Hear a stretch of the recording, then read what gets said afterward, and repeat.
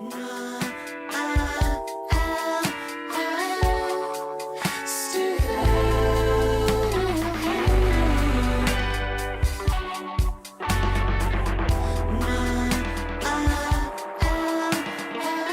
welcome to What It's Like podcast. My name is Kaylee. This is Pat Sirois. Hey, Peasy. how's everybody doing? Got Peasy in the house. In the house.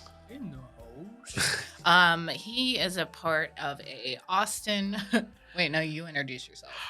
Okay, my name is Pat. I'm a stand-up comedian and podcast host from Austin, Texas. I'm also one half of the comedy rap group Vanilla Presley. Just a man about town. A neighborhood guy. That's what my grandma described me as that one time. She goes, "Pat's a neighborhood guy." I was just like, I don't know what that means. I was like, I'll take it though. It sounds cool as shit. A neighborhood guy from Clean. Yeah, he's a guy who's around and knows where to get, stuff. Yeah, knows where he gets things done. He's around. He's just always around. He's there. He's there when you need him. Yeah, I'm also there when you don't need me. I'm there when you can do without me as well, but that's the trade-off. Yeah. So Pat's like really good at freestyling. So I thought we'd start this off with a freestyle. I'm just kidding. We might later. We might end a little bit. Oh man, it's the saddest thing. I'm all off work with back pain and shit. I'm like, all right, throw that beat on. I'm in a union. Yeah. Just rap about being in a union. I've completely lost my edge. For anyone who's watching the video of this, the reason I just got off work, so.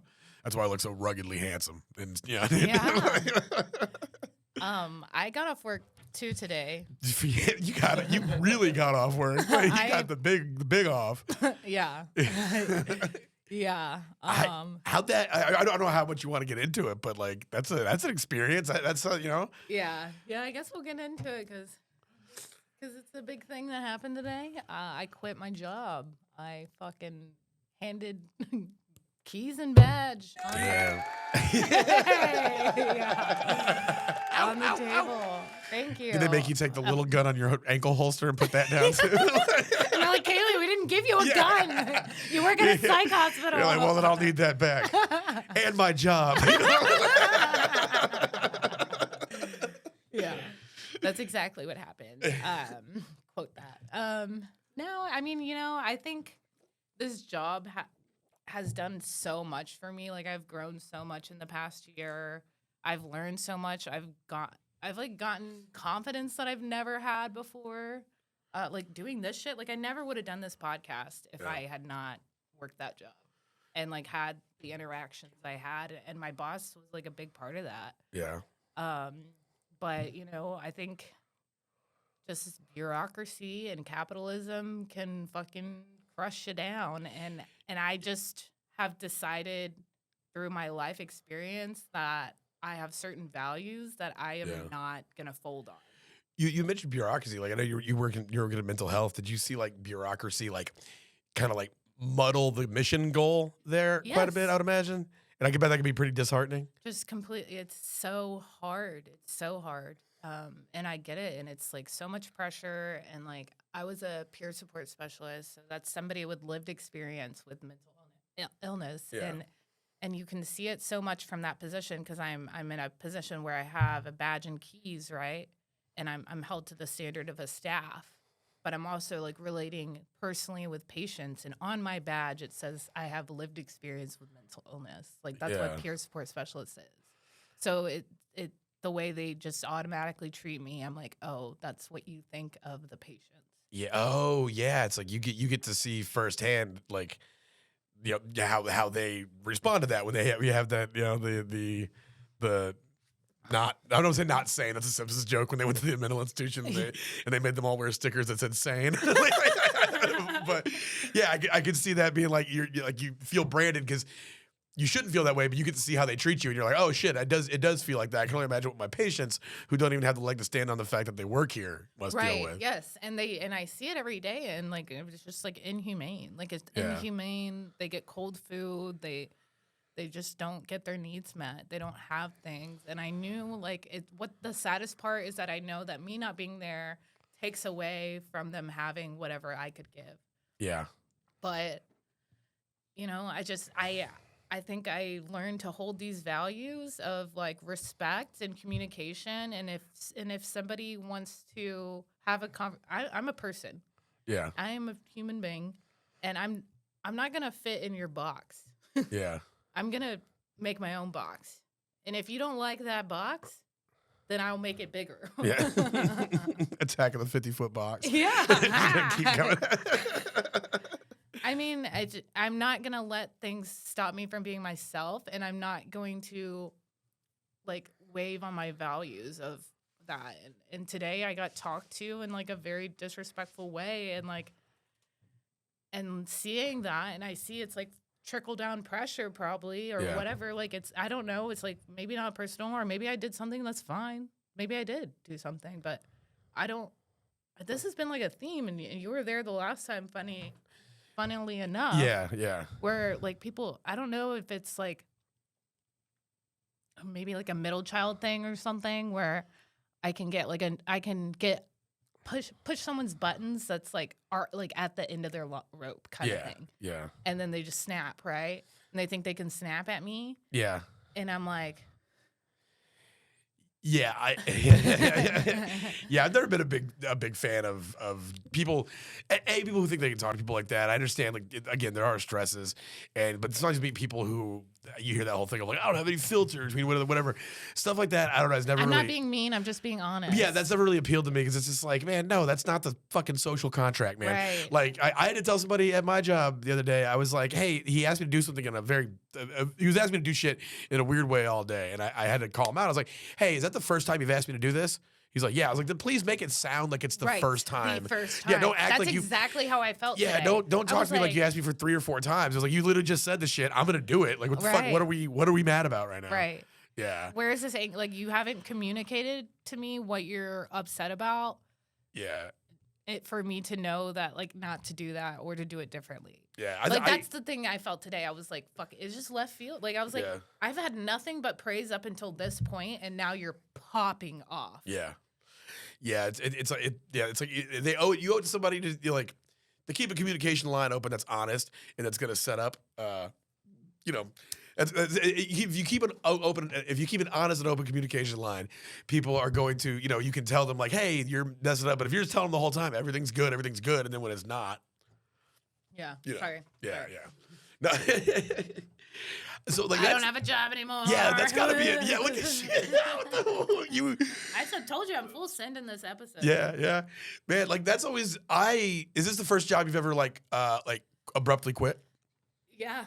Have you wanted to do that before? Oh yeah. Yeah. I live in a capitalist society. Yeah. Like I live in a place where people think they can talk to people like they're pieces of shit or less than them.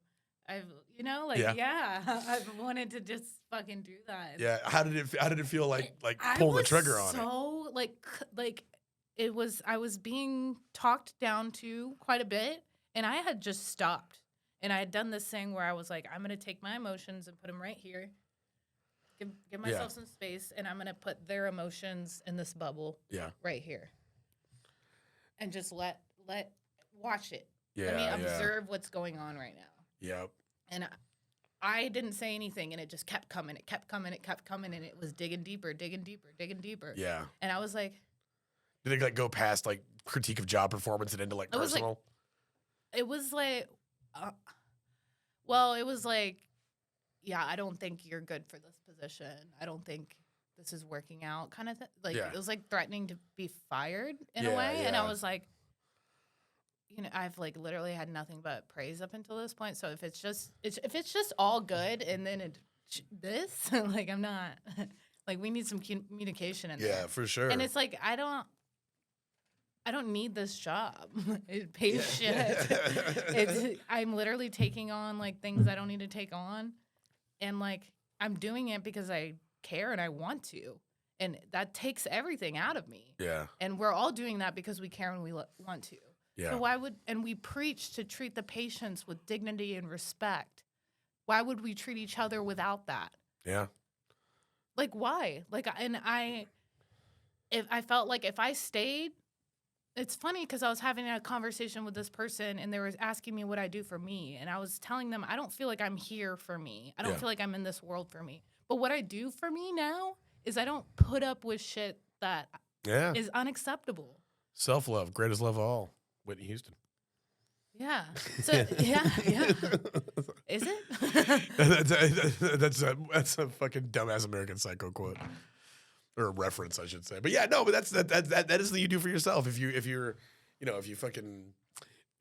make sure that you're not gonna let people talk to you like that, that's self-care. But yeah, it is. Yeah. But I'm also gonna hold that value where I don't do that either. Yeah. If that's a value I hold closely, then I am going to like mean it. And of course I'm human and I'm gonna fuck up, but like we can have a chat about it. We don't have to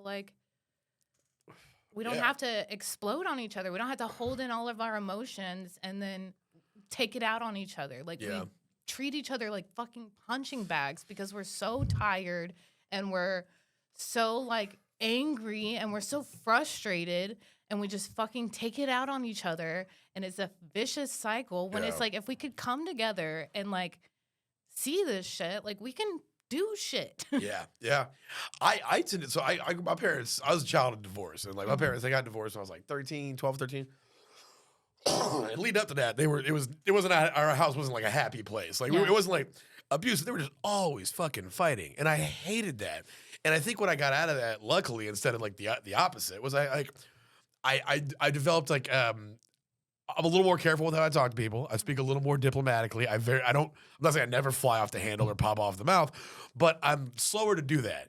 And I find myself setting myself up for disappointment a lot because I imagine that other people are going to come at me with the same level of respect.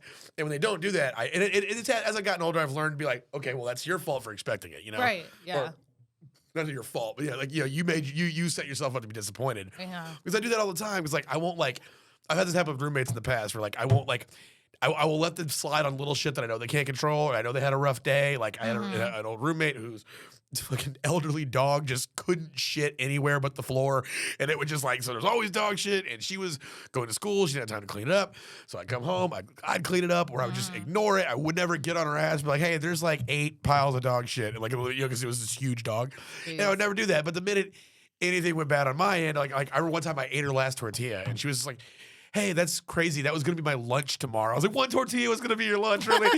You're going to get one fucking tortilla for, okay, sure. Maybe, or you're going to use it in conjunction with your lunch. I was like, I will go grab you some from the store right now. And she's like, yes, please do. I need those. I was like, need them. And I was just like, motherfucker. Like, adjust, bro. I overlook so much. Yeah. And like, I think it might have to do with seeing my parents argue all the time. Yeah. Just hating that shit. So like, yeah, Do you think you like avoid conflict? Oh, for sure I avoid conflict. Yeah. And I do it by just like, either detaching a little bit. For example, you're talking about stepping back from your feelings and letting her stuff fill that up. I do that in a professional capacity all the time. I'm back working again. I'm not just doing comedy. And I mean, like, not to say this job. This job's pretty chill. But like, I've been at jobs before where people are getting on my ass, yelling about job performance. And I know somebody who is like really trying to make it in that industry, whatever industry it may be, that would like really hurt them because they'd be like, "Fuck, I'm trying to work up the manager or whatever." Yeah. And mine, they would always be like, I just let them yell in the back of my head. I'm like, man, you're lucky I don't give a shit. Because like, I don't care about any of this. Yeah. So you're sitting here telling me I'm bad at pawnbroking. like, okay, I don't care. Yeah. This is what I want to do for the rest of my life. So whatever. Yeah. But like, yeah, so I avoid conflict that way. I just detach. I'm just like, well, I don't give a shit. So just yell at me and I'll just fucking, I'm somewhere else up here.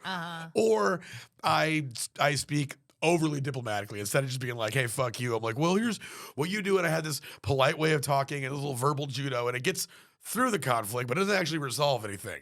And that's another a bad habit, I guess I could say, that I have in that regard. But yeah, I don't like, being in a situation where nobody likes getting yelled at, but being in a situation where somebody's talking down to you like that, you just want to be like, dude, I'd never come at you this way. Yeah, I would never talk down to you. Like, you're like, why do I think?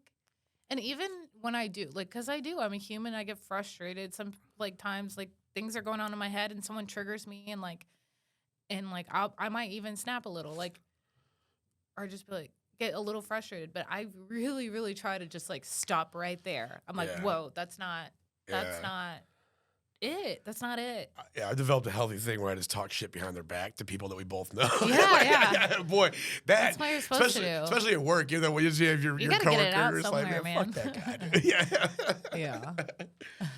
Man, so like, would you consider getting back into like the mental health field? Or is that something you want to put? Like, do you want to put like all jobs on hold? Like it's just, or I guess, or whenever you're ready. Is that a field you'd like to get back into? You just had a sour experience at this one. So like I feel like what I want to do with my life is like advocate. I mean, you could say like mental health. Yeah, like mental health has a lot. Mental health is so much. Like everybody has mental health, right? Like Yeah. everybody, and I think like spirituality has a lot to do with that. And I think like that's what I was trying to avoid doing. And then I did it. I'm so sorry. That was goofy, dude. Yeah, I think I don't know. I think that has a lot to do with it. What'd you ask? I just asked that's a field you would like to stay in, or if this is just a negative experience at this job. No, I think I'm gonna move on to bigger things. I think that like I have a very unique story and perspective, and I feel like because of like all this shit I went through, like growing up, like I'm supposed to do something here, like I don't know what, but like I feel like around just you feel like helping people, helping people heal. I think and like kind of putting things in a way where people can like understand them and like agree and like come together. You know, like I think I'm really good at getting people to come together. Yeah, we talked about that before. Yeah, and I guess you could learn about like not learn about, but like you feel like you talk about like explaining things to people, being like almost like an entry into the world of mental health, which is kind of complex, and giving people a window into that in like an easy, relatable way to look at it. Right. That's something I think a lot of people could deal with. I grew up with a ton of homies that like I had a friend hit me up the other day a couple years ago. Our boy passed away. And he hit me up and he was like, "Hey, how you been?" I was like, "I'm doing all right." He's like, "I'm not doing good." You know, since he named our friend, and I was like, "Damn!" It was like 3.5 years ago. And this dude's doing really well. He owns a house. He has a good family. So he's successful on paper. Right. But he was like, "Man, I just fucking don't like this world without him in it." And so we started talking, and I remember I brought something up to the effect of like, "Yeah, man, we lost him right before COVID." I was like, "So it feels like his memories are like part of another world that's not here anymore." Right. And it feels even that much harder to access, even though it was only 3 years ago. And he was like, "Damn, see, I don't need," because what he had said was, he was like, "I think I want to talk to somebody that's a PhD to talk to me about this kind of thing." And I was like, "Totally, yeah." And then I said that comment. He goes, "Yeah, see, fuck that. I don't need therapy. I need to smoke a blunt with you." And I was like, no, not at all. Please don't I'm good at like spouting out little stupid witticisms because because like unlike you, I haven't had a steady job throughout our 20s and 30s. I was on the road telling jokes, so I can say something that sounds cool, but please go to therapy. Right, please. And I'll say that to whoever listens too. I do like doing the old trickle down therapy, but I am not a therapist. I think Find a therapist and work through your shit. If there's anybody out there with insurance and you want to be an ally, here's what you do. You sign up for insurance and then you meet with your homie and then you like just get a rundown on all their shit and you tell all that shit to the therapist. And then you report back to the homie and be like, "Look, they said you need to get outside, take some vitamin B or whatever," like whatever therapists say. I assume therapists tell you to take vitamin B. I don't know. They don't like prescribe vitamins. It's like your doctor. They're missing out, dog. I've been taking about one a days lately, boy. Yeah. I've been taking them twice a day. I ain't gonna lie. Shit. That's why you look so good. That's why you glowing. Yeah. That's why my fingernails won't stop growing. You know what I'm saying? I got a shiny coat. Yeah. Oh man, but yeah, no, I haven't had much access to therapy in my life. This is a weird ass memory that popped in my head the other day. I totally forgot about it.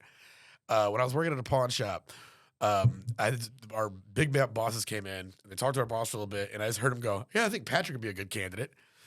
And they came over and were like, "Hey, you're gonna go to like this occupational therapist." And I was like, "Okay." He's like, "Yeah." He's like, "I was like underperforming, but also I was the only employee and I had 3 managers. It was 3 chiefs, 1 Indian, and it was just me." And I just I hated it. Yeah. And fucking they were like, "Yeah, well, you're like kind of underperforming at work and your sales and stuff. So we're gonna send you to this occupational therapist." And I was like, "All right." So I went to this church campus on the east side, and this old black lady who like walked on 2 crutches met me. She was like half an hour late to the first session. She was like very slow. I had to walk her to the door, We finally got her in the office and we sat down and we repeated these sessions like twice a week for like 5 weeks. And I got to miss a couple hours of work. It was tight. She always ran late. It was cool. She basically was like, "You hate that place. Get the fuck out of there." And I have not worked at a pawn shop since. I left. It was a really cool thing. The pawn shop gave you that? Yeah, but like it's so like then that was that. It happened and then it was it. And then like my manager, who's like just is not like a deep person at all. He was like, "Yeah, I think it's like supposed to help you sell better or something, dog. I don't know why they sent you, honestly." He's like, "I think it's like make you get on to work on time and shit." And I was like, which I think possibly may have been true because I can see them. They might have been like, "Hey, we bought this new insurance package. It's got some bells and whistles. One of them is we can send an employee to an occupational therapist." And I got there and she made it very clear. She was like, "I am not an occupational therapist. I have no clue what that's about. I just tell me your problems." And she was like, "Yeah, you need to get the fuck out of there. That place is weird." I was like, "All right, cool." And that is my only brush with therapy in my adult life. And I as somebody who doesn't have access to it, I say if you do have access to it, get on that shit because. There's times instead of just yelling at the windshield of your car, which is what I've resorted to doing. Right. Well, you got to get it out, man. It's got to come out some way. It's gonna come out one way or the other, and I'd rather it not come out on my people I love. Exactly right. There's a paid professional who can't leave. By law. By law. I think it'd be cool to go to a therapist and just slowly start describing, like, I grew up in Jersey. I work in sanitation. I've got a lot of family drama going on. Just like try to like pass off that you're Tony Soprano. And just see how many sessions. And so she's like, "Sir, you're clearly emulating the Sopranos." Like, "I don't know what you mean." You like get all the words from the script. Yeah. I don't know what you mean. "You called me some kind of gabagool?" Like, just like getting it wrong. Motto. Bada bong. Bada bong, bada boo. She's like, "Yeah, well, you tipped me off with your name." He said, "Patrick Badaboo." Like, "Yeah, hey, bada boo, bada bam." You know what they say? You know what they say, man. Yeah. I rewatched The Sopranos, or part of it, during my food poisoning last week. Yeah. Where I was just in like essentially a fever dream, and I just started on season 3, which has a couple fever dream episodes. Yeah, that's a good one to start on. Yeah. I've seen it before. I just threw on. It's so good. But I feel like therapy is like most of it's just like validating your feelings. Like it's just like saying like, "Oh yeah, I feel like this because of that." But that's like so much of everything. Like holding space for you to feel the way you feel and being like, "That's okay. Yeah. Let me just cry a little and get it over with, man." Yeah. And then let's move on to the next thing. Because there's as we all know, there's so many more self-destructive ways you can replicate that on your own. You know what I'm saying? You can be like, "Oh, well, instead I just talk to my bartender or whatever." Like, which I do sometimes. Oh, I still, But he's not getting off the hook that easy. I don't give a shit. I could get top of the line insurance and get a great therapist, and he's still gonna catch a few strays. Always. Yeah. I'll tell him to fucking those rough me. nights. Yeah. Yeah. Oh. I have triggered. Speaking of getting triggered, I triggered the chair right there. Folks, you can't see it at home, but I just plummeted 8 feet to the ground. And he is still here to tell the story. Yeah. He lives to tell the tale. I'm living truth. He's living proof. Yeah, proof. God is real. Yeah, that's what I got out of this podcast. That's what I get out of everything. Are you currently in therapy? Like, do you talk to a therapist? Not currently. I've done it. I'm healed, so no big deal. Better than you. And you. No, I am not. I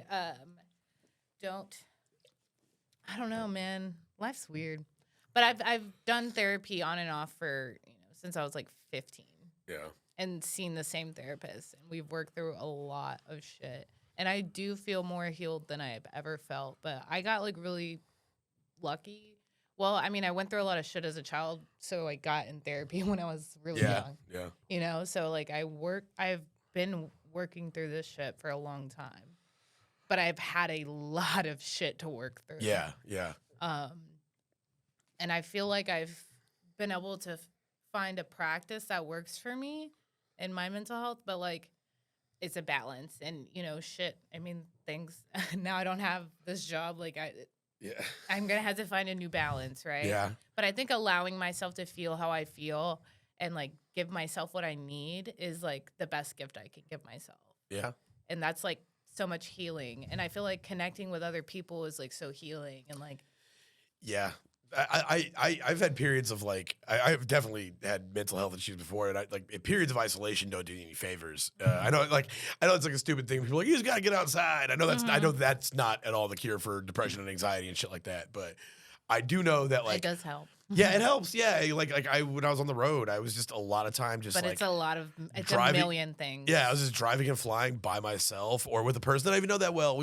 Our car rides would usually turn into them with their headphones and me with a podcast on. And I'd just be like, you feel very isolated, you know, like you're just out in the middle of nowhere. You're like, the people you talk to are venue owners and hotel clerks and shit. Yeah. Which just among the bottom rungs of people. Yeah, rather talk to no one. Really. Yeah. They do not care. They just want the $100 deposit, you know. And but yeah, like that's getting out there in the world is certainly a relief. You know, you got to get yourself out of that room. Been there before. Yeah, because it's like it's perspective, right? So it's like if you can go outside, like you can gain perspective. Yeah. Like I remember one time I had a shitty day at work, and I was like gonna take my dog. I took my dogs on a walk, and I was just like so depressed. I was like in it, you know. And I saw this little girl just like running with a balloon. And I just started crying. Yeah. I was going to say, are you kidding me? Yeah. Life is beautiful. You know, it just gives you perspective, Yeah. though. Like, you're just like, oh, this is not the only thing happening right now. Yeah. Yeah, man. I feel that 100%. Also, like, again, I got off the road and I'm just working again, like, and doing like real work that I like, and it's physical, and it's it gives you something to focus on all day. Like that shit has been a godsend. You know, like it helps quite a bit. As I said, I can't afford therapy, or I don't know. I just got insurance, so I probably should go get it. But that aside, this is a mental health podcast. You just mentioned crying when you saw a little girl with a balloon. Here is something that's been happening to me. So I'm just going to turn you into my mental health professional. Yeah, come on. For the let's do remaining it. hour. And so, no, I as I've gotten older, my sentimentality at movies is insane. Yeah. Like I remember the first I remember the first time I ever cried during a movie. There's a long time there in the middle where I didn't, but the first one I ever cried during was stupid as hell. I was in 5th grade, and I cried at Renaissance Man with Danny DeVito. It's a dumb army comedy for the 90s, which was the thing that used to happen. And it's like he has to like mentor all these kids, and one of them is super smart, so he puts him in for officer candidate school, and they do a background check. It turns out he was running from a drug warrant, and he gets like taken out. But he's like this real smart kid from the hood. And I saw that and I cried, and I was like, "What the hell is happening?" I was like 11, and then there was there was a Human long emotion. There was a long period where I just did not cry at movies. Yeah. I wasn't like an emotionally repressed kid. It's just movies didn't make me cry. Yeah. And then like I don't know, it's somewhere like you get that perspective. I think you start getting life experience. Well, I think getting older, like when you're a kid, you only have your own perspective, right? Yeah. And you get older, and you can start getting like some other people's perspective and start having like empathy. Yeah. You know? I wish I could have less empathy though when it comes to it. For example, I shouldn't cry during Batman versus Superman. No, that's a dumb example, but like literally like Did you? No. okay. No, but like a movie, like a dumb pop blockbuster movie like that, if they hit all the little notes, like directors know what they're doing, and there's like the musical well, and I'm somewhat invested in the characters, it is not outside the realm of possibility for me to be like, fuck, you know, like it happens. Yeah. I think like shit, I've definitely like I really cried at Guardians of the Galaxy 3. Yeah. It was like a bawling cry, but I was Yeah. a little just like, oh, fuck. Do you cry any other time? I do. I'm not an unemotional dude. You're the second person to say that on our podcast today. That what? The Guardians of the Galaxy 3 made them cry. Yeah, what does dude, that yeah. mean? Do I need to go home and watch it? Well, you got to watch the first 2, and then you got to Yeah. watch all the addendum Well, I don't have a material. job anymore, Yeah, so there you go. I'm good He's got to to watch go. about 47 hours. Fuck 47 hours. Like 47 movies. It's like 90 to 100 hours. movies. Yeah, the MCU. You got to get down on all of it. But no, it'll be like chord swell, and a character gives a monologue. No matter how stupid it is, there's like there's like a 50-50 shot. It might just like get a little tear out of my eye, Yeah. and it feels involuntary. There's times when I feel it. Wait, Guardians you of the said Galaxy this 3. started since you were 11. That was the first time I cried in a movie. But Do you after think that you are a woman? You little bitch. Oh shit! Yeah. He called her a woman. Damn, I got the.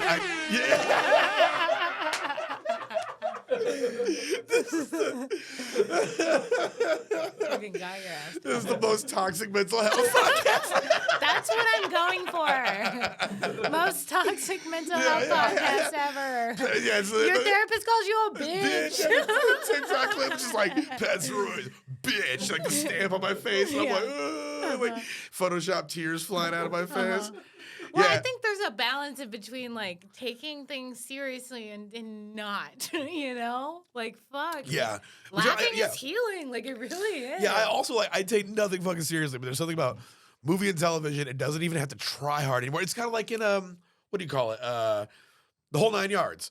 It's talking about a therapy movie, The Whole Nine Yards, which is basically like the cinematized version of The Sopranos. Yeah. When he like finally has a breakthrough at therapy, then everything makes him cry. And he's getting ready to go to the sit down with all the mob bosses, and he sees an insurance commercial where it's like, and it makes him cry because it's like the father and son. Shit like that. Yeah. It'll be like something where like, it'll be like a commercial about like, your dog's been loyal your whole life. Give your senior dog pedigree. And I'm just like, the fuck? Senior dogs dude, shit like that. And like we're like, die. and yeah, some of it even feels disingenuous. It's literally like sometimes I'll feel like I'm like they just hit some kind of like some nerve, some little cheat code in my fucking brain. Yeah, and but like, I feel like we should listen to those things. Like I feel like those things are trying to tell us something. Like if it strikes a nerve, that's something. Like the same with anger, the same with people reacting in anger. So like how I have tried to learn to not react in anger, I'm like, because anger is like a secondary emotion, right? Yeah. So I'm like, if I'm angry about something, what is the core of that, and how can I fix that? Yeah, right? Be more pragmatic. Yeah. Yes. Is it you or the chair? Like, are you? Oh, it's doing 100% me. Yeah. Just regress in my mental health and blame the chair. Like, I just have friends like Josh who I thought I could trust, and they give me fucked up chairs. And I just got these people in my life gunning for me to fail, mind you. When all I've done is support them. I've cried at their movies. What more do you want? I'm just a person. Yeah. Okay, so earlier you were asking me like what I like if I would go back in mental health or whatever. Yeah. So, okay, so this podcast is called What It's Like Podcast. God, I look like I quit my job today. Look at myself. Look at that. I've been crying, ladies and gents. It's brave. Show it. This is brave. Yeah, this is brave. brave. Look at it in the face. So What It's Like podcast comes from What It's Like project that I co-founded in 2016 in Houston. And the mission statement of What It's Like project is that they're dedicated to removing the stigma of mental illness through art, education, and community engagement. And this podcast is dedicated to removing stigma through the art of conversation. So I wanted to make it more broad than the stigma of mental illness. Yeah. I want like the stigma of the truth, because I feel like so many people I feel like I have just become a very blunt person. Yeah. Like, and I know bullshit, like, but I'll joke and like I have fun, and I don't take things too seriously, but I'm honest also. Yeah. And so many people get so uncomfortable when you're honest. Yeah. They get weird, dude. They're like, "Ooh, that's triggering," and I'm like, "Sorry, my brother shot himself. I'm sorry, that's triggering for you. Yeah. Excuse me. I'm sorry. There's a war going on right now. Yeah. I'm sorry. You have to deal with that. Fuck." I found like one thing I've had to like tell myself is that like because again, like I said earlier, like I have a tendency to speak like a little more diplomatically than I should a lot of times. And like some people might call that I sound like I'm full of shit or whatever. But I don't know. I know how to engage people in a way that Sales guy worked at a pawn shop. Exactly. Yeah. Like, I slip into pawn. Yeah, neighborhood guy. I slip into that shit. He always trying to sell you something. He got the trench coat on. Yeah. There's clothes under it. I just have watches. You know. He's not the pedo. He's the neighborhood guy. Yeah, I'm the neighborhood guy. Officer, there seems to be a mistake. I'm the neighborhood guy. He's the guy when you're like, I got a guy for that. He's Yeah, that I'm the guy. guy. Yeah, thank you. That's what I love. I was doing a show in an anti-vax mandate by his own definition. This guy Ty Fisher, and we were talking about the vaccine and shit like that. And he was like, and I was talking about how I showed my vax card at a place, and I was like, I always get nervous because I got it from my homegirl because she had a leftover one from a nursing drive, and so like it doesn't have my name on the card, and I always get nervous. I was like, I look like the guy that would have a fake vaccine hand card. He goes, you look like the guy who would sell the fake vaccine. Yeah. But I digress. But one thing I said that I had And take IDs too. Yeah, You'd sell those. You I sell know, those I don't know fake underage. ID. There was a time when one of my hustles, and I'm far removed. This is a very long time ago. There was a time when one of my hustles was I was real good at Photoshop on the fly on the phone, and there was a fucking Photoshop on the fly on the phone, and there was I knew a couple of I don't want to say how I know they're comedy on the East Coast, and they would hit me up because they would do these poker games. Where to like ante in on the poker. It was online, but off the books. It wasn't like a poker website. It was like somebody was hosting a game online, and you had to prove your ante in with your ante up with fucking Cash App screenshots, and they would like be trying to go in and fucking get in on like a much higher dollar game based on what they had their thing. Yeah. And they would send me a screenshot, and it'd be like, dude, 15 minutes, fucking, I'll send you this much money if you can make this fucking $55 look like $550. And I'd be like on the bus or whatever. I'd be like, all right, fuck it, let's go. I'm knocking out the bus. So, like working for scammers? Essentially, yeah. God damn it, Pat. No. Yeah, but yeah. Anyways, You don't do that anymore. No. Okay. They just got it turned in. At first, it was like a cool little side hustle. And then it turned into like these dudes are gambling addicts. They hit me up at all hours of the fucking night. And then if I ignored them, they'd be like, "Come on, dude, Are they come on." Gambling addicts, or are they like scammers trying to tell people that you can win a bunch of money doing this? They're gambling addicts who are trying to scam people, and they're also on drugs. So it's like it's a fucking vicious circle. Is that who those scammers are?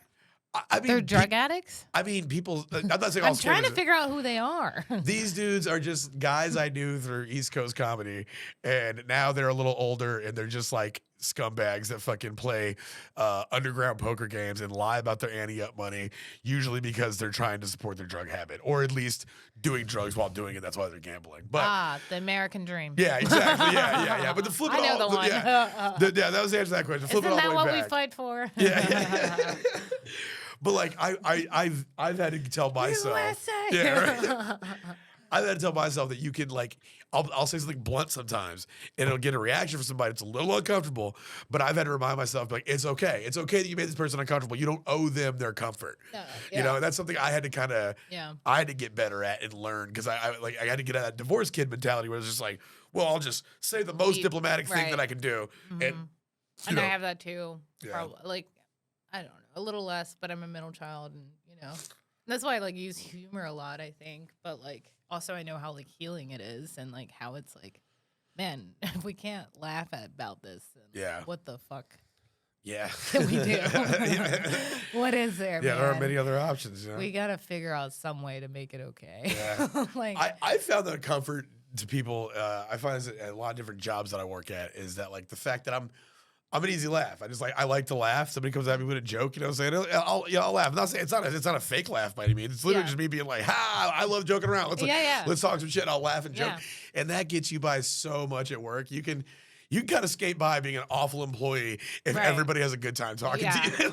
Yeah, I think I have gotten away with that quite a bit. Yeah. I think that's why we get along so well.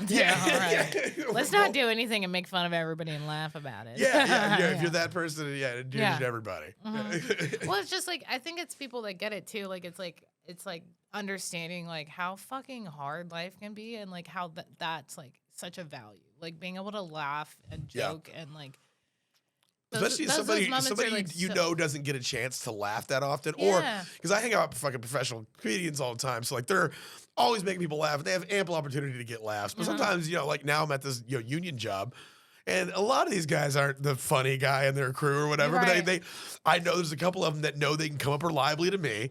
And they know I do comedy. They think it's kind of cool. They can let off a few jokes, and they're like, and I'll fucking I'll genuinely laugh. Like, oh fuck yeah! Like I'm just happy they're I'm happy they're fucking having a good time. happy they're man. making a joke. Yeah. And like that dude, that Do gets what you love, man. Yeah, that guy Do gets if you it in. makes you happy.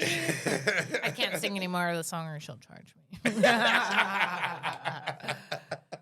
I looked it up. I planned that. Yeah, any more than 15 minutes or 15 seconds and I'm legally exposed. I'm legally intertwined. But really, if it does, it can't be that bad, man.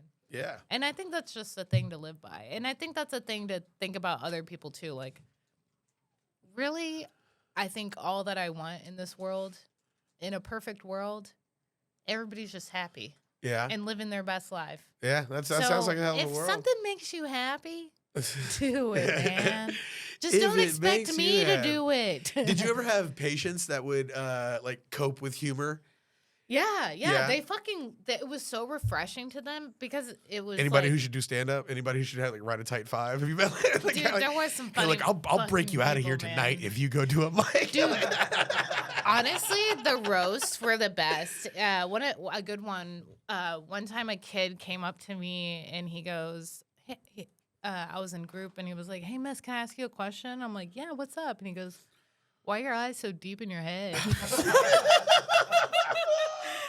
I was like, I don't know. I guess it's because God made me that way. Or whatever. I don't know. He's like, "Lady, What to say God's to not you?" real." Yeah. I don't know what to say to you. You're 13 and I have a deep eyes, I guess. But I was like, man, another thing to be fucking insecure. Yeah. No, I was like, I told my mom about it and she was like, that's it. Oh shit! Like she was trying to figure it out. And she was like, I looked in the mirror and I had it too. But I feel like it's a thing I've always been insecure about, but never known. But he goes, I just wanted to let you know just in case you didn't know. Oh, thanks. Oh, dude. Thanks, bud. Well, dude, I have found that children and the elderly will straight up call you fat, and that's something I've learned in my life. Yeah. Like my grandma, I love her to death. It's like my third parent. You know, like Yeah, yeah. like that's I'm very close to my grandma, but like. Boy, she'll just be like, "Whoo, you're getting fat." That's like so and grandma young. and I'll find myself You're at like like, a all grown man saying, "She's like, I'm actually losing weight." And she's like, "Okay." Yeah. Dude, and like the mentally ill kids, don't get your ass, dude.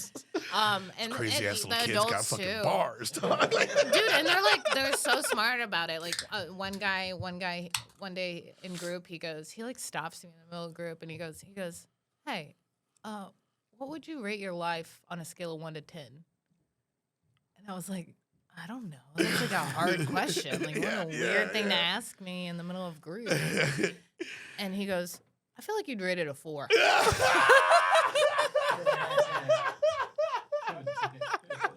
And I was like, yeah, you're probably right. 4 out of 10.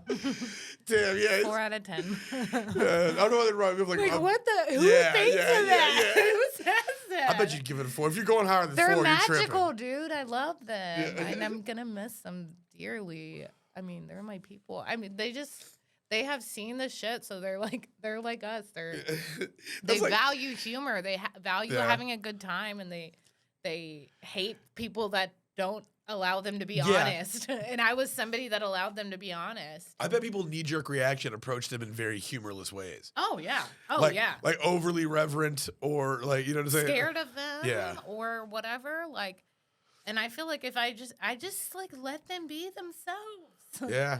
Whatever that meant. And it was like, Look what do you want? lost, state of Texas. You could have had this Yeah. fucking, yeah. Yeah. Just listen to me. I can help, man. Yeah. But it's like the amount of times I had like a patient, just like I can't even tell you how many times I've had a patient say, I've never told anybody this, but, and then just Yeah. gaining the trust of somebody that has had their heart broken by everything, their family, the system, everything. Yeah. Is there like, I would imagine like that's obviously a very good feeling. Would you say there's also a bit of like maybe this is my own like insecurities speaking through. There's a little bit of fear. Somebody's like, I've never told anybody, or I feel more comfortable around you. I would think that's a huge like burden. burden to Yeah, carry? yeah, not a burden, but that feels like a responsibility. You're like, shit. Now, I'm invested here. You know, what I'm saying, I've made my mark. I can't I can't just that's intimidating. Yeah. That's a lot to handle. Well, yeah, it is. And I think I've had that my whole life. Like, I think for some reason people feel comfortable with me. They feel comfortable. I don't know, like something I go, look at me. People feel comfortable with me. Yeah. They feel comfortable opening up with me. And like, I've always had that. Like, I've always had people coming to me for advice or like confiding in me. And like, I feel like it was really hard as a child. Like, it was really, I didn't know how to navigate it. And I was so like empathetic too, like young. Yeah. That I just like. Did you hear about a lot of aunts' divorces and shit? Like Yeah. Dude, yeah. And I remember being like a teenager, like my dad told me everything about him and my mom's divorce and like treated me like his best friend. And then like I would have like friends' moms that would like fucking, they would like corner me to talk to me about shit. I'm like, God, bro. what a toxic woman. She's like, oh, thank God, Kaylee's here. Kaylee's here. Like, and I'm like, I'm 15. And I remember being like, I'm 15. Like, leave me alone. Like, God, I don't want to deal with your fucking divorce, dude. Like, fuck. I don't even know. Yeah. I don't know anything, man. Yeah, I came here to listen to Korn. I don't know. That's all I'm here for, man. Yeah, boy. I was like, wait, I forgot that like I'm older. I was like, yeah. But it was like listen to Eminem, man. Eminem, there you go. I'm just here to listen to Eminem. Yeah, I was trying to name more of like I was thinking about girls that wore like black makeup when I was a kid. I was like, Korn. Did you just imagine I was wearing black makeup? No, I was imagining at 15, if a parent's easy laying into you with details of a divorce, you might have been her daughter's emo friend. You know, like they were just like, hold on, I googled but this. It was Emo like means emotional. Too. I'll talk to her. Yeah, it was like my parents too. And like I think I've just always had that, but I feel like I've finally learned how to like navigate it, like and understand it and flow with it because it's hard. It is like you said, like to. I would imagine you pick up a lot of oversharing strangers at bars. Yeah, but I feel like here's what I started doing. I started just like letting it flow. Like, dude, like I swear, like a homeless person will come up to me and tell me their life story. Yeah. Like that has happened, and then I just start saying shit. I'm like, dude, you know that you're stronger than this and you can do better than this. And like, just like, he's like, ma'am, I clearly cannot and am not. Yeah. But no, like, yeah, I cannot. Talk and shit, am not. love and y'all. Maybe she's not, but like, and she's like, starts crying and she's like, I love you. And I'm like, this is a real story that happened. Like that happened. And stuff like that happened all the time at work. And where it's just like, I see you and you see me and I can tell you what you need to fucking do. And you know it. I know you know it already. Yeah. But this is what you need to do. And like, come on, man. And yeah, she like literally started crying. It's like, I love you, and hugged me and was like, you're a beautiful person. And just like kept going. Yeah. Like she literally randomly walked up to me while I was just like walking in my car. Yeah. Well, I mean, she got the help she needed. Well, I mean, I'm saying she got at least the help she needed for that day. You know, that minute probably helped her out. Right. I'm pretty friendly with everybody. Like, so this happens to me quite a bit too. But I depending on the mind state you catch me in, I can be very down to hang with a potentially precarious stranger. Yeah, sure. And Same. one time, I agree. I had done shrooms at Altercation Fest. I fucking I went on stage. I did Vanilla Presley. I literally was walking off the steps and I ate a handful of shrooms on the way off the stage. And then so like afterwards, like I don't know, you know Lane. Lane's the kind of guy who at a music festival be like, hey, well, I'm about to go, but before I leave, should we practice that new song for next week? And I'm just like, yeah, Lane's gonna sit in the car. I'm gonna do this. We're at a comedy fest. It's like I sit in the car and Lane, we practice, and by the time I walk back, I'm fucking smacked. I'm tripping.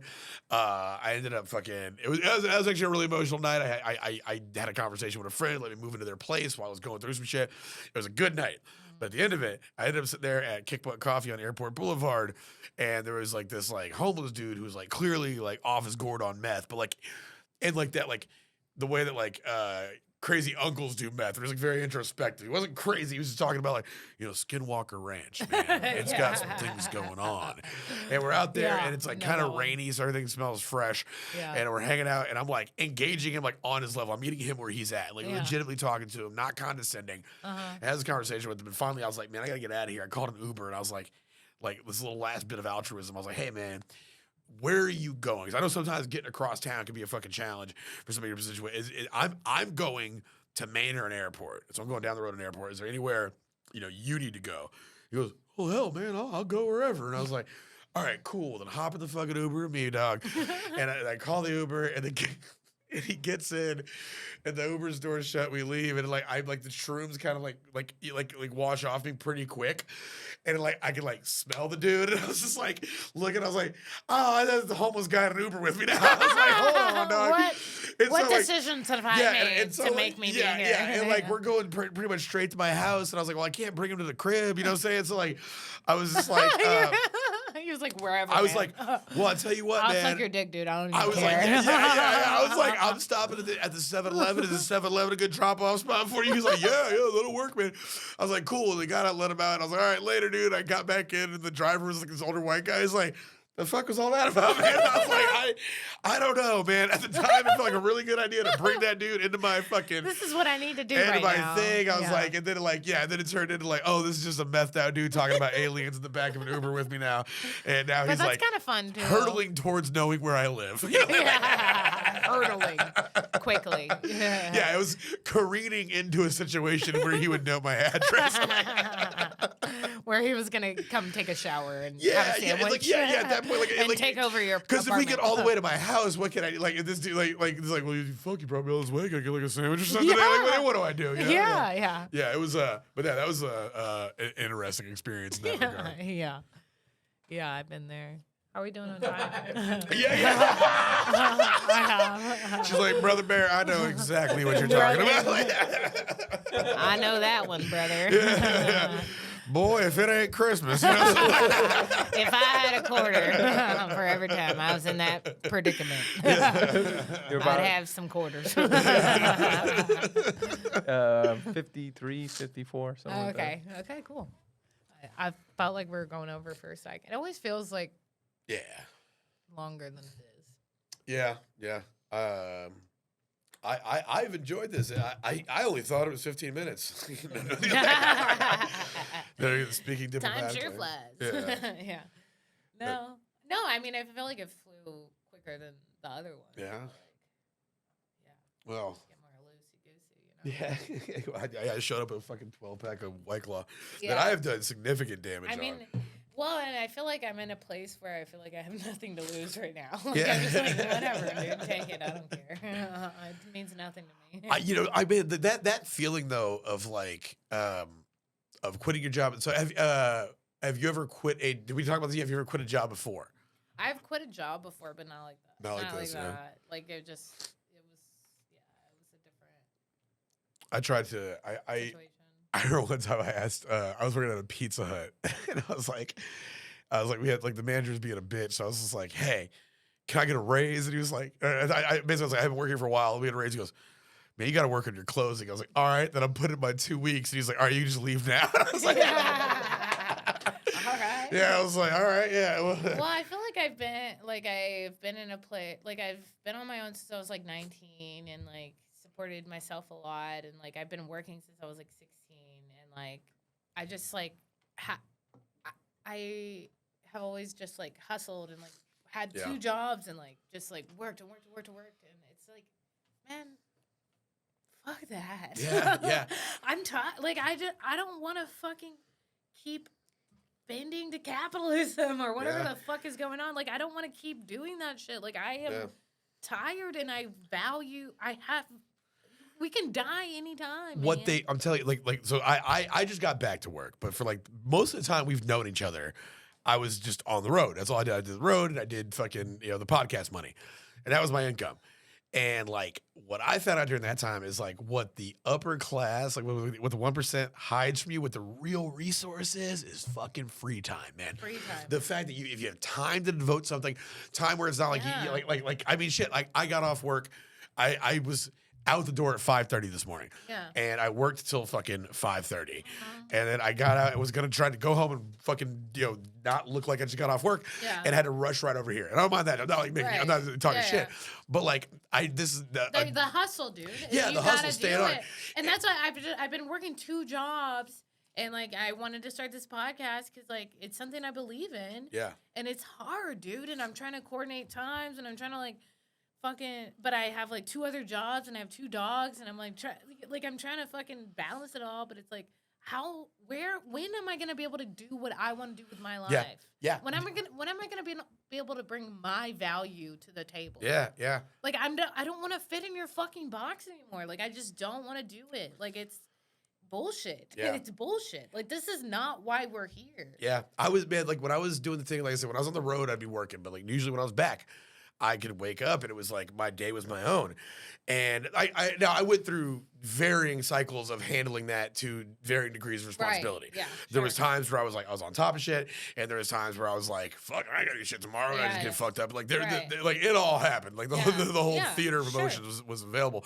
But when I was killing it, that as well. yeah, when I was killing it, when I was firing on all cylinders, man, I would wake up, I would eat a fucking, it sounds fucked up. I'd wake up, I'd eat a weed gummy, already crushing it. Yeah. But I would eat a weed gummy. Yeah. I'd work out, I'd get up, I'd cook my food for the day, and just like have all the shit to do. I'd research the there's podcast, balance I'd right sit there. down. Yeah. And it was the best. And like, obviously, like, there's no, you got health insurance, shit like that. Yeah, you can make some sacrifices. But like having that time to dedicate to myself and whatever I wanted to do for the day really centered me mentally and put me in like a really good spot, like when I was handling it correctly. Right. And that's why I think the having that agency and the ability to do what you want to do and have free time to pursue things that are important to you, not just because you have to do them, that is something that unfortunately we get to experience very little in this life.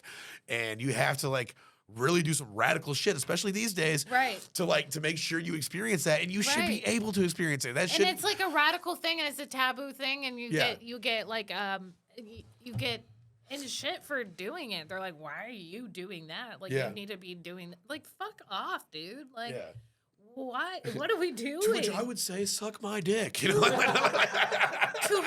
would call. To which I would rebut. A little twat. Yeah, I would rebut your concern with a spirited request to suck my dick, dude. Like, Well, what the fuck? Like, we're not doing this. But it's just like, what? Like, why do we just keep settling for this shit? Like, why do we keep, and it's like, we have to. We don't, though. I mean, that's like, every day we can make a change. We don't. Like, that's what's fucked up. It's we're lucky because we have breathing room. We ain't got no kids. You know what I'm saying? We ain't got shit we gotta do. Like there's certain responsibilities out there that completely fucking negate everything. You're trying to do that shit? Pff, no, you ain't. Right. You know what I'm saying? Like, and I look at my that's parents what and sucks I can ass. see that. Like, I look at my parents and I can see that they had to work and they had to like provide to make things work, and they just did what they did to survive because that's all they could do, right? Yeah. And like I realized how I have the wiggle room now to do that because they did that. Yeah. And like now I have the option to think, do I want a kid? Do I want to, like, I'm 27, about to be 28, and I'm like, I imagine when I was a teenager, I was like, imagine my life so much different than it is now. And like now I'm like, I don't even know if I'll ever be in a like regular relationship. I don't know if I'll ever like get married. Like I don't know. I don't want it. I'm not doing that suburb shit. I'm not doing that. It's okay to not know. That's one thing. Like especially at 27. Like that's not talking down to you. Like I know you're a completely grown ass person with agency and shit. Yeah. But just simply the amount of time between 27 to like the rest of your fucking life, right? Where you're fucking still young, and you're still young, and you actually become way more in control, right? Way more aware of what the fuck it is you need and that you want. Like I'm telling you, yeah. Time is on your side. Yeah. To quote that movie about the demon that infested John Goodman. Little Fallen reference right there for all the listeners whose backs hurt. You know what I'm saying? Yeah. But I don't know. People like fucking like people hate the truth. Like people hate the truth. And it's just like what else do we have, really? Like, what else do we have? That's all we got. That's all we got, dog. That- I'm just trying to be real with you. So we can learn, you know? Yeah. So we can, like, fix these problems. If we're all honest, we can fix it. yeah, We that can is. just, like, sit and have a little chat, a little talk about it, man. It's not a Yeah. problem. I sometimes get bummed out about the conversations that we're not having. Yeah. Like I always like. This is funny that we like. That's not what funny. this podcast is for. But yeah, one of the things that's always tripped me out. This is a completely wild aside. I know we're trying to wrap up, but just the idea that like transgender stuff is a debate about like morality instead of what if we were all just having a crazy conversation about gender roles and like everybody's getting real fucking freaky and shit. Like, what if we were just having that instead of arguing about And it? what if we were questioning why we do anything we do? Like, because we've gotten to the point in society where we just started doing things and like we have this norm, right? And this a man and a woman and you know whatever, like this is marriage and this is what a life looks like and this is what being a successful person looks like and this is what being a professional looks like and this is what being successful looks like. And having all of these like boxes we put people in, this is what this looks like and this is what this looks like. But it's like we're just fucking you were just born, dude. We were just fucking born one day. Yeah. And they were like, life. Yeah. And it's like, what are we doing here? Why are we? Yeah. What are we doing, man? Like, it doesn't make any sense. Like, nothing. Like, holy shit. I see. Like, we're all gonna die. Nothing matters, man. I have friends. But like, it does. I have friends that I envy because of their not envy, but like I'll look at friends of mine that are like more established in life and have things that I don't have because they didn't live in a city for the last 15 years chasing down a fucking entertainment career. And I'll look at what they got sometimes, and I'll find myself being like, fuck, that's what that's supposed to look like. That's what I should look like at this point, or yakety schmack. And then I'll fucking sit there and hang out with them. And I remember one of my best friends, he was talking about, he's like, hey, do you have a manager? I was like, well, kind of. He's like, well, what would a manager do? And I was like, well, it'd be somebody you could trust. I was like, honestly, dog, I would trust you because I know you got your wife and your kids. We were in his garage drinking beer, and he goes, yeah. And he reached over and closed the garage door, and he was like, I'd fucking do it in a heartbeat. So it's like it's like nobody knows what anything's supposed to look like. Man, it's all amorphous. Right. Yeah. No, right. In every situation, like we can sit back on our fucking high horse and like judge every situation. Horse is high as fuck. When it's like what situation? Hell yeah, ketamine horse. yeah. He's got some good horse drugs. He's got some good horse. But you need some ketamine? I know a horse. I know a horse. Hey, I got a horse on the line, dog. Don't even trip. Yeah, but like we can sit there. Wait, one more time. What was the last thing you said?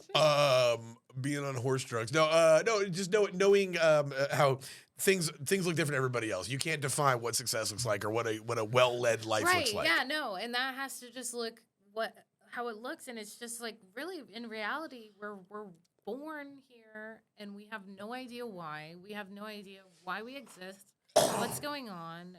We see all this like horror and tragedy and we want to shield it as much as we can. When the fact is we're all going to face it at some point in some way or another, right? We're all going to face it or we're going to see it in some way or another. Look at the war going on right now. I mean, it's horrific. And and like and now all the history we have with all of that and like I mean all the horrible history we have that's real and it's like we can't like deny the past and we can't deny the mistakes people made and we can't deny the things that happen right now, but we can talk about them and we can learn to fix them through talking about them. That's how we fix it. We talk about it honestly for like exactly how it is. What the fuck is going on? Because it's like we want to hide things so much from other people. We want to hide things from ourselves. We're like scared of we're scared of hurting other people. We're scared. But it's like if we can connect through vulnerability, we can fix so much. Yeah. 100%. Like there's no other way to do it. I don't think. We've tried fucking killing each other. We tried gaslighting each other. We tried like pretending it's not there, and it's just like really. And it's like when I think about it, when I do that in my everyday life, when I'm just honest with the people around me, I feel better. Dishonesty is a quick, it's a quick way to confusion. A quick way to confusion, distortion. If you're dishonest with yourself, dishonest with others. I've 100% experienced that. Yeah. You just gotta like challenge that part of yourself, I guess. Like challenge, like if I'm upset, why am I upset? Like what's this insecurity coming from? What's this fear coming from? What, like why? If you're doing something and I feel insecure about it, then like why do I feel insecure about that? And why is that your problem? Yeah. Also, I would say somebody make sure you're the one doing the analysis on this. Don't let anybody else do it, because then you get Nexium. It's like, oh, when I grab your breast, you feel uncomfortable. Why does that make you feel uncomfortable? You know, like, yeah. Make sure you're in the driver's seat of your own analysis, or someone with a PhD. Yeah, somebody with a real therapist. But yeah, I mean, like the self-reflection is really important too, and just allowing it. Like this world is weird. We were born and we're here and we're trying to fucking figure it out, and we're trying to like do the best we can and like not kill ourselves and not die, you know? Yeah. And so let's like help each other do that. Let's help. What else is there? Guys. Yeah. What else is there? Nothing else. I mean, there's other things. I mean, yeah. There's everything else besides that. But other than that, though, there's nothing else. Yeah. Well, I just like, I mean, it's like money. Like, yeah, okay, you can buy all this cool shit, and it's like, do you feel good though? Yeah. How do you feel? When do you feel your best? I feel my best when I like am making connections and loving myself and loving people. Like that's when I feel good, and that's hard to do here. Yeah. It's hard to do in this world. It is. And it shouldn't be.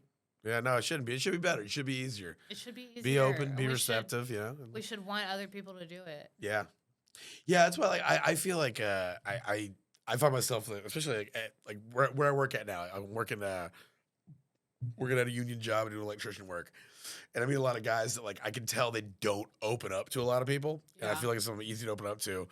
And you know, like I said, I catch the size of these guys, and I don't think they really get a chance to show anybody. You know, like and I'm not saying I'm like the fucking, you know, I'm not like radio out there or anything. Like, goddamn, I'm not like, I'm not like the horse whisperer or anything. But like, I'll find that and I'll be like, and I'll have some other guys at work be like, oh man, the dude's always like, I don't know, he's always making like dumbass jokes where he's like talking about stuff that I don't care about. And I'm just like, I'll be like, yeah, well, you know, you don't have to listen. I won't tell us to them, but I'll be like, yeah, well, it's not for them to listen.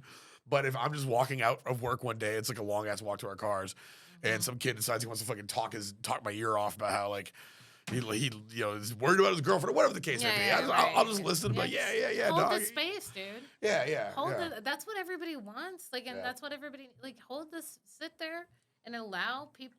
So when you can allow yourself to feel how you feel, then you can allow other people to feel how they feel, and vice versa. Yep. If you can do one, you can do the other, right? Yeah. And you can hold that space and just, man, dude, being like, man, that fucking sucks. That's bullshit. You shouldn't have to deal with that. That can mean so much to someone. Yeah. That validation. Yeah. That's therapy. Yeah. Yo. Yeah. Yo. That's therapy. Yeah. That's therapy, yo. Yeah. Well, I do that a lot of times because sometimes I don't know what to say, but I record a podcast and I do stand up. I know I'm supposed to say something. I know they don't want to say that to a blank fucking wall. I know how important it is to get an audience reaction. Right. And so I find myself doing that quite a bit. And there's times where it feels disingenuous. There's times where I feel like fuck, I wish I could have said something better. But I think sometimes they just want somebody to be like, yeah, dog, that's fucked up. That's fucked up. He said that. Sucks. Yeah, it does suck ass, dog. It's like what I'm saying. Oh shit, it's okay to feel how I feel. Yeah, what I'm saying is not earth shattering, and it's not like. Right. Also, I had to talk myself out of being like, you don't have to then caveat that with like with a solution or a fix or anything. It's okay to just be like, damn, dog, it fucking sucks, you know. And if you want to keep talking, I'll keep saying fuck, that sucks. Yeah, you know? right. Which sometimes and I feel like I do that to my friends sometimes where I'm like, it's like, do you want a bitch or do you want a bitch or you want a solution? You know? Yeah. Like, I just want to I learned. Luckily, I was raised in a house with 3 ladies. Yeah. And so I went into like relationship age knowing that about men. It's just like sometimes you don't have to say anything. You just gotta go. Yeah, old girl from work is a bitch. Yeah, she is a bitch. Fuck that bitch. Yeah, she is a man. I hope she gets hit by a car. You know? Yeah, tell her I said it. I hope that bitch gets hit by a car. I hope it.